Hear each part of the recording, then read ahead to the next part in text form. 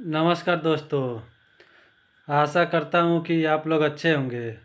आज की कहानी है श्रवण कुमार की कहानी। दोस्तों, पौराणिक युग में शांतनु नामक एक सिद्ध साधु थे। इनकी पत्नी भी एक सिद्ध धर्म परायण नारी थी। कहानी उस समय की है जब शांतनु और उनकी पत्नी बहुत वृद्ध हो चुके थे और उनकी आंखों की रोशनी भी चली गई थी। इन दोनों का एक पुत्र था जिसका नाम था श्रवण कुमार। श्रवण कुमार बहुत ही सरल स्वभाव का व्यक्ति था। माता पिता के लिए उसके मन में बहुत प्रेम एवं श्रद्धा थी। वो दिन रात अपने माता पिता की सेवा करता था। अपने माता पिता का बच्चों की तरह लालन पालन करता था। उसके माता पिता भी स्वयं को गौरवशाली महसूस करते थे और अपने पुत्र को दिन रात हजारों दुआएं देते थे। कई बार दोनों एक दूसरे से कहते कि हम कितने धन्य हैं कि हमें श्रवण जैसा मातृभक्त पुत्र मिला, जिसने स्वयं के बारे में ना सोचकर अपना पूरा जीवन वृद्ध नेत्रहीन माता पिता की सेवा में लगा दिया। इसकी जगह कोई अन्य होता तो विवाह के बाद केवल स्वयं का हित सोचता और बूढ़े नेत्रहीन माता पिता को कहीं छोड़ आता और खुशी से अपना जीवन यापन करता। जब ये बात श्रवण ने सुनी तो उसने माता पिता से कहा कि मैं कुछ भी भिन्न नहीं कर रहा हूँ, यह मेरा कर्तव्य है। जब मैं छोटा था तब आपने मुझे इससे भी ज़्यादा अच्छा जीवन दिया और अब मुझे यह सौभाग्य प्राप्त हुआ है कि मैं आपकी सेवा करूं।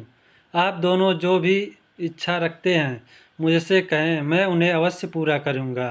तब शांतनु और उसकी पत्नी कहते हैं, पुत्र श्रवण, हम दोनों की आयु बहुत हो चुकी है। अब जीवन का कोई भरोसा नहीं है। किसी भी समय हमारी आंखें बंद हो सकती हैं। ऐसे में हमारी एकमात्र इच्छा है, हम तीर्थ यात्रा करना चाहते हैं। क्या तुम हमारी यह इच्छा पूरी कर सकते हो? श्रवण कुमार अपने माता पिता के चरणों को पकड़कर अत्यंत प्रसन्नता के साथ कहता है, हाँ पिताश्री, यह तो मेरे लिए परम सौभाग्य की बात होगी कि मैं आप दोनों की इच्छा पूरी करूं। श्रवण अपने माता पिता को तीर्थ करवाने हेतु एक कावड़ तैयार करता है, जिसमें एक तरफ शांतनु एवं दूसरी तरफ उनकी पत्नी बैठती हैं और कावड़ के डंडे को अपने कंधे पर लादकर यात्रा शुरू करता है। उसके हृदय में माता पिता के प्रति इतना स्नेह है कि उसे उस कावड़ का लेश मात्र भी भार नहीं लगता। अपने पुत्र के इस कार्य से माता पिता का मन प्रसन्नता से भर उठता है और वे पूरे रास्ते अपने पुत्र श्रवण को दुआएं देते चलते हैं। तीर्थ करते समय जब वे तीनों अयोध्या नगरी पहुंचते हैं तब माता पिता श्रवण से कहते हैं कि उन्हें प्यास लगी है। श्रवण कावड़ को जंगल में रखकर हाथ में पत्तों का पात्र बनाकर सरयू नदी से जल लेने जाता है। उसी समय उस वन में अयोध्या के राजा दशरथ आखेट पर निकले थे और उन घने वन में वह हिरण को शिकार बनाने के लिए उसका पीछा कर रहे थे।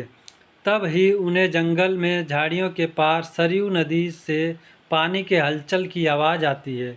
उस हलचल को हिरण के पानी पीने की आवाज़ समझकर महाराज दशरथ शिकार के उद्देश्य से तीर चला देते हैं और उस तीर से श्रवण कुमार के हृदय को आघात पहुंचता है, जिससे उसके मुंह से पीड़ा भरी आवाज़ निकलती है, जिसे सुन दशरथ स्तब्ध रह जाते हैं और उन्हें अनहोनी का एहसास होता है और वे भागकर सरयू नदी के तट पर पहुंचते हैं, जहां वे अपने तीर को श्रवण के हृदय में लगा देख भयभीत हो जाते हैं और उन्हें अपनी भूल का एहसास होता है।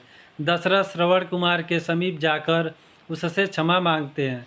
तब अंतिम सांस लेता श्रवण कुमार महाराज दशरथ को अपने वृद्ध नेत्रहीन माता पिता के बारे में बताता है और कहता है कि वे प्यासे हैं, उन्हें जाकर पानी पिला दो और उसके बाद उन्हें मेरे बारे में कहना। और इतना कहकर श्रवण कुमार मृत्यु को प्राप्त हो जाता है। भारी हृदय के साथ महाराज दशरथ श्रवण के माता पिता के पास पहुंचते हैं और उन्हें पानी पिलाते हैं। माता पिता आश्चर्य से पूछते हैं, उनका पुत्र कहाँ है? वे भले ही नेत्रहीन हों, पर वे दोनों अपने पुत्र को आहट से ही समझ लेते थे।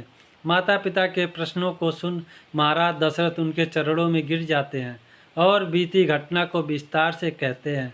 पुत्र की मृत्यु की खबर सुनकर माता पिता रोने लगते हैं और दशरथ से उन्हें अपने पुत्र के पास ले जाने को कहते हैं। महाराज दशरथ कावड़ उठाकर दोनों माता पिता को श्रवण के शरीर के पास ले जाते हैं। माता पिता बहुत ज़ोर ज़ोर से विलाप करने लगते हैं। उनके विलाप को देख महाराज दशरथ को अत्यंत ग्लानि का आभास होता है और वे अपनी करनी की क्षमा याचना करते हैं। लेकिन दुखी पिता शांतनु महाराज दशरथ को श्राप देते हैं कि जिस तरह मैं शांतनु पुत्र वियोग में मरूंगा, उसी प्रकार तुम भी पुत्र वियोग में मरोगे। इतना कहकर दोनों माता पिता अपने शरीर को त्याग मृत्यु को प्राप्त हो जाते हैं। महाराज दशरथ श्राप मिलने से अत्यंत व्याकुल हो जाते हैं और कई वर्षों बाद जब उनके पुत्र राम का राज्याभिषेक होता है, तब माता कैकेयी के वचन के कारण राम, सीता और लक्ष्मण को 14 वर्षों का वनवास स्वीकार करना पड़ता है और इस तरह महाराज दशरथ की मृत्यु भी पुत्र वियोग में होती है। अपने अंतिम दिनों में उन्हें शांतनु के कहे शब्द याद आते हैं और वे राम के वियोग में अपना शरीर त्याग देते हैं। कहानी की शिक्षा।